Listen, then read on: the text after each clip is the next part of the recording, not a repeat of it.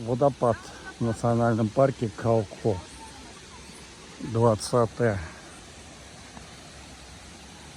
февраля 2021 года.